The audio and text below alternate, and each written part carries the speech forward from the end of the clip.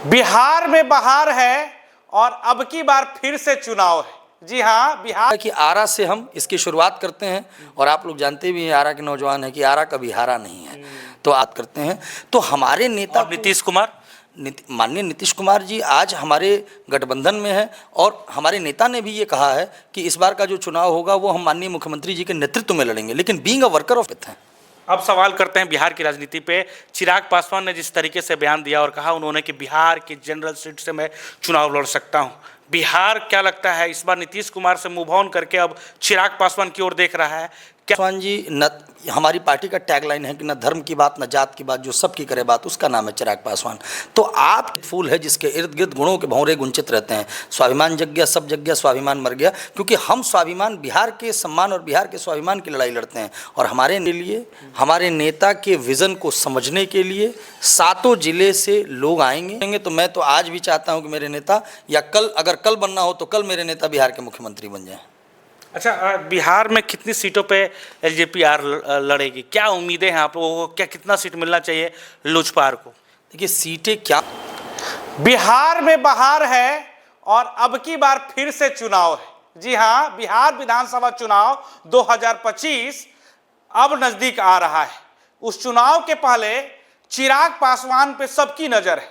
क्या चिराग पासवान ने जिस तरीके से बयान दिया कि इस बार मैं जनरल सीट से विधानसभा चुनाव लड़ सकता हूं, उसके बाद बिहार के राजनीति में खलबली दौड़ चुकी है। एक ऐसा चेहरा जिसे ना ही निचले वर्ग के लोग चाहते हो, उसके पूरा बिहार चाहता है। तो इस बार क्या लगता है, चिराग पासवान जिस तरीके से ऐलान किए हैं, 9 संकल्प यात्रा को लेकर आरा से शुरुआत करेंगे। इस बीच में हमारे साथ चिराग पासवान के हनुमान कहे जाने वाले छात्र प्रकोष्ठ के राष्ट्रीय अध्यक्ष लोजपा आर के हमारे साथ यामिनी रंजन मिश्रा जी जुड़ चुके हैं आरा से। कार्यभार इनके ऊपर बहुत बड़ा है। किस तरीके से चिराग पासवान को और बिहार की राजनीति को ये देख रहे हैं, ये सारी चीजें हम बात करेंगे। खासकर तेज प्रताप प्रकरण और लालू यादव का जिस तरीके से अभी पार्टी से निकाला गया है तेज प्रताप को, और तेज प्रताप का ट्वीट 2 आया है, उसके बाद बिहार में किस तरीके से राजनीति चलेगी, ये सारी टॉपिक पे हम बात करेंगे। सबसे पहले स्वागत है आपका आशा एक भारत में। बहुत बहुत धन्यवाद रैना जी। कैसे हैं भैया? बहुत बढ़िया। क्या लगता है इस बार जो है आप लोगों ने जो प्रोग्राम करा रहे हैं 8 तारीख को, उसका सबसे पहले बताइए वो क्यों करवा रहे हैं, क्या है वो प्रोग्राम और किस तरीके से उसमें लोगों को जुड़ना चाहिए, क्या है उस प्रोग्राम का निर्देश? देखिए, आगामी 8 तारीख को हमारे नेता आदरणीय राष्ट्रीय अध्यक्ष माननीय चिराग पासवान जी का कार्यक्रम आरा के रमना मैदान में 9 संकल्प महासभा के तहत रखा गया है, जिसमें 7 जिले से हमारे पार्टी के जितने भी वर्कर हैं, पार्टी के जितने भी पदाधिकारी हैं और संभावित जितने भी हमारे पार्टी के प्रत्याशी हैं, सभी आरा के रमना मैदान में हमारे नेता को सुनने के लिए, हमारे नेता के विज़न को समझने के लिए 7 जिले से लोग आएंगे और हमारे नेता के सोच को, हमारे नेता के विज़न को सुनेंगे और समझेंगे। जो हमारे नेता का विज़न है बिहार फर्स्ट और बिहारी फर्स्ट, बिहार को फर्स्ट करना और बिहारी को फर्स्ट करना। आरा फर्स्ट कब से हो गया? मतलब आपका जो ये यात्रा की शुरुआत हो रही है वो आरा से शुरुआत हो रही है, इसके पीछे क्या हनुमान का हाथ है, हनुमान का दिमाग है, क्या लगता है? ये हम सभी के लिए सौभाग्य की बात है कि ये हमारे नेता ने निर्णय किया कि हम आरा, जो वीर कुंवर सिंह जी की धरती है, जो वीर बांकुड़ा की धरती है, जो इस वीरों की ये धरती है, और यहाँ से हमारे नेता ने चयन किया कि आरा से हम इसकी शुरुआत करते हैं। और आप लोग जानते भी हैं आरा के नौजवान हैं कि आरा कभी हारा नहीं है। तो आरा अगर हारा नहीं है तो इस जीत के संकल्प को संकल्पित करने के लिए आरा का चुनाव किया गया। और हम आरा के जितने भी इर्द गिर्द के शाहबाद के जितने भी पार्टी के पदाधिकारी हैं, अपने तन मन धन से इस कार्यक्रम को ऐतिहासिक बनाने के लिए कृत संकल्पित हैं। अब सवाल करते हैं बिहार की राजनीति पे। चिराग पासवान ने जिस तरीके से बयान दिया और कहा उन्होंने कि बिहार की जनरल सीट से मैं चुनाव लड़ सकता हूं, बिहार क्या लगता है इस बार नीतीश कुमार से मूव ऑन करके अब चिराग पासवान की ओर देख रहा है? क्या चिराग पासवान इस बार सीएम बनने की रेस में सबसे आगे हैं? क्या लगता है? आपने पहले बयान भी दिया है, अभी तो उन्होंने बिहार विधानसभा की बात की है, लेकिन आपने बहुत पहले ही कह दिया था कि मैं देखना चाहता हूं कि सीएम फेस जो है वो चिराग पासवान हो, और चिराग पासवान में वो एबिलिटी है कि वो सीएम बन सकते हैं बिहार के। क्या कहिएगा इस पर? देखिए, चिराग पासवान जी न, हमारी पार्टी का टैगलाइन है कि न धर्म की बात न जात की बात, जो सबकी करे बात, उसका नाम है चिराग पासवान। तो आप किसी एक वर्ग में या एक जाति में उनको बांध के नहीं रख सकते हैं। तो आज जैसा कि आप लोग बता रहे हैं या मीडिया के माध्यम से ये खबर आई है कि वो जनरल सीट से हमारे नेता को हमारे नेता का जो एक्सेप्टेंस है वो हर जाति, हर मज़हब और हर धर्म के लोग उनको एक्सेप्ट करते हैं। हर धर्म के लोग, हर जाति के लोग उनसे मोहब्बत करते हैं, क्योंकि वो एक विज़न लेके चलते हैं, वो नीति की बात करते हैं, वो बिहार को विकसित बनाने की बात करते हैं, वो डेवलपमेंट की बात करते हैं, वो अपग्रेडेशन की बात करते हैं, वो इंडस्ट्रियलाइजेशन की बात करते हैं।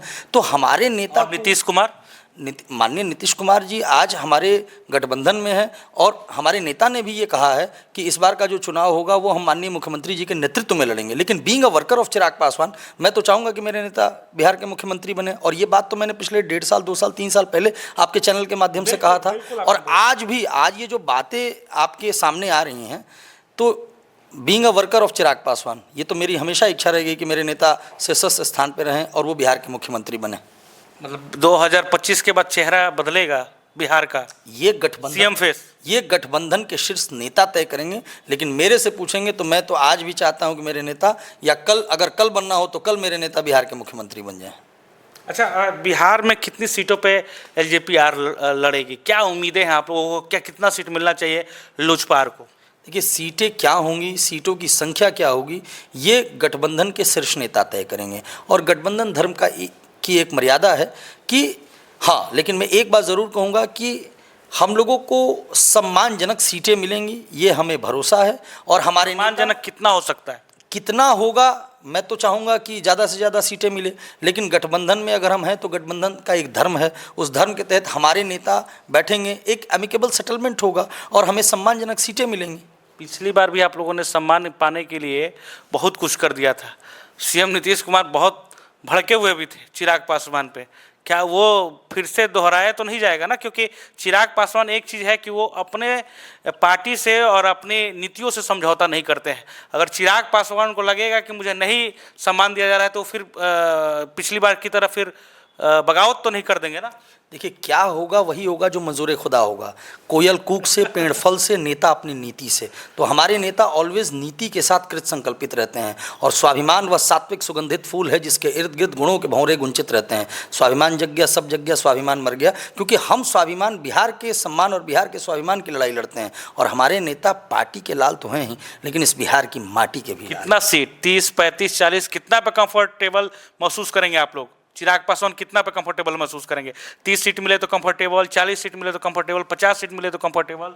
देखिए, फिर से मैं कह रहा हूँ कि वर्कर होने के नाते पार्टी का एक डिसिप्लिन है, उस डिसिप्लिन को हम लोग फॉलो करते हैं। हमारे नेता के पास ये संख्या है, और मुझे ये, हम लोग को अपने नेता पर पूर्ण भरोसा है कि वो वर्कर और पार्टी के तमाम पदाधिकारी और उनके जो वर्कर हैं और उनके जो चाहने वाले हैं, उनके सम्मान से वो समझौता कभी नहीं करेंगे।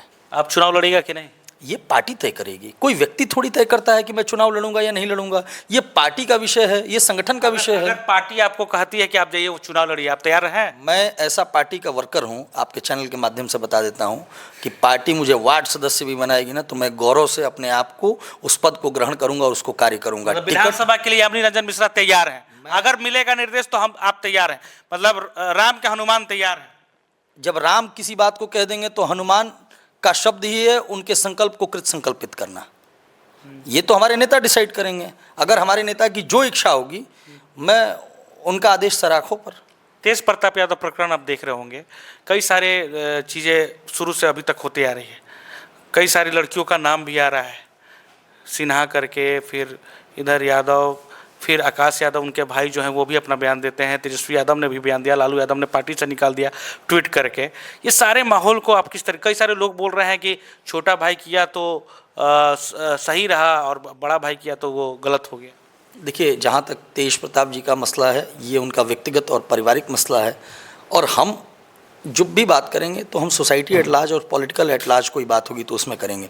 किसी के पर्सनल डोमेन में जाके बात करना मुझे नहीं लगता है। आपको क्या लगता है कौन सही है, तेजस्वी या तेज प्रताप या लालू यादव, कौन सही है इन सारे लोगों में? देखिए, ये मैं डिफाइन करने वाला कोई नहीं होता हूँ। हाँ, अगर पॉलिटिकल कोई निर्णय उनका होता है तो उसको कॉन्ट्राडिक्ट करना या उसको, उसका निर्णय है ना, वो राजनीति, मतलब आरजेडी से निकाला गया है उनको। आज तो ये पेपर भी निकाल दिया गया।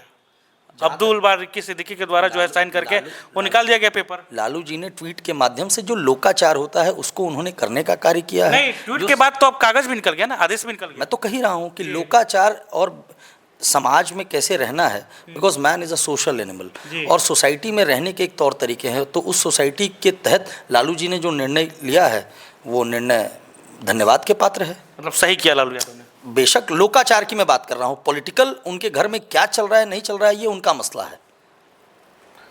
कई सारे नेताओं पे या कई सारे लोगों पे उन्होंने तेज प्रताप ने टारगेट भी किया है। पहली ट्वीट में उन्होंने तेजस्वी का नाम नहीं लिखा और लालू और राबड़ी को कहा कि सब कुछ आप ही हैं, आप ही भगवान हैं, अगर आप नहीं रहते तो ये पार्टी नहीं रहती और इस पार्टी के नेता नहीं रहते। और उसके बाद जो है कुछ दिन के बाद जो है उन्होंने तेजस्वी का जो है अर्जुन और कृष्ण का फोटो डाल के उन्होंने मेंशन किया। तो क्या इस बीच में कुछ हुआ होगा उन परिवार के बीच में, फिर उनके बाद ट्वीट आता है तेजस्वी का? देखिए मैं फिर आपको एक बात बता रहा हूँ, हम जो भी पार्टी के लोग हैं एक दूसरे पे आरोप प्रत्यारोप नीतियों पे करना उचित समझते हैं। सवाल ये पब्लिक डोमेन में आ रहा है ना, ट्वीट तो पब्लिक डोमेन में आ रहा है, लोगों के बीच में सर्कुलेट हो रहा है, इसलिए ये सवाल बनता है। नहीं तो हम सवाल भी नहीं पूछते क्योंकि वो उनका पर्सनल मैटर है। लेकिन ये जो ट्वीट करके लोगों को दिखाया जा रहा है या लोगों को बताया जा रहा है, चाहे वो तेज प्रताप यादव हो या लालू यादव हो या फिर आकाश यादव हो, जो भी हैं, ये सारे लोग जो है वो पब्लिक डोमेन में आ रहे हैं, इसलिए मैं ये सवाल पूछ रहा हूँ। इसका सही जवाब उनके परिवार के सदस्य देंगे। मैं फिर से कह रहा हूं कि ऐसा कोई कार्य किसी भी व्यक्ति को नहीं करना चाहिए जो आम जनों के बीच में गलत मैसेज दे, और माँ बहन का सम्मान करना भी हमारी प्राथमिकता है और उस प्राथमिकता को सभी को एडहेयर करना चाहिए। आकाश यादव को जो राष्ट्रीय अध्यक्ष थे उनको पार्टी से निकाल दिया गया पशुपति पारस के द्वारा, क्या इसको कैसे आप देखते हैं? मैं नहीं जानता हूं कौन आकाश यादव हैं और कौन पशुपतिनाथ पारस हैं। उनकी पार्टी आज भी है क्या? आपके चिराग पासवान के चाचा जी हैं। अच्छा, तो पशुपति पारस वो व्यक्तिगत तौर पे एक सर्टेन टाइम तक वो चाचा रहे, लेकिन चाचा का किरदार उन्होंने नहीं निभाया। वैसे मुझे व्यक्तिगत बयान नहीं देना चाहिए, लेकिन पॉलिटिकली अब अगर पूछेंगे तो मुझे लगता है कि अब उनकी पॉलिटिकल पार्टी की दुकान बंद हो चुकी है। अब समय आ गया है कि जहाँ के रहने वाले हैं वहाँ जाएं, परचून की दुकान खोलें और अपनी सियासत। किसको परचून की दुकान खुलवा रहे हैं? कौन जिसकी पार्टी थी अभी दिल्ली का इलेक्शन, पशुपति पारस जो है वो जाके परचून का दुकान खोले। हाँ, उसका कारण मैं जस्टिफिकेशन के साथ बताइए।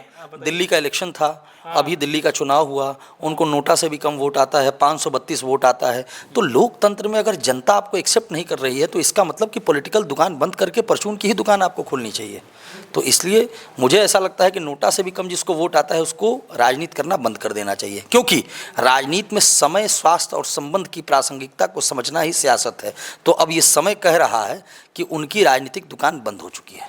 चलिए, बहुत बहुत धन्यवाद, आपने समय दिया, बहुत कुछ बातें की और आगे भी मिलेंगे और भी टॉपिक पे हम लोग बात करेंगे। बहुत बहुत धन्यवाद और आभार। और मैं आपके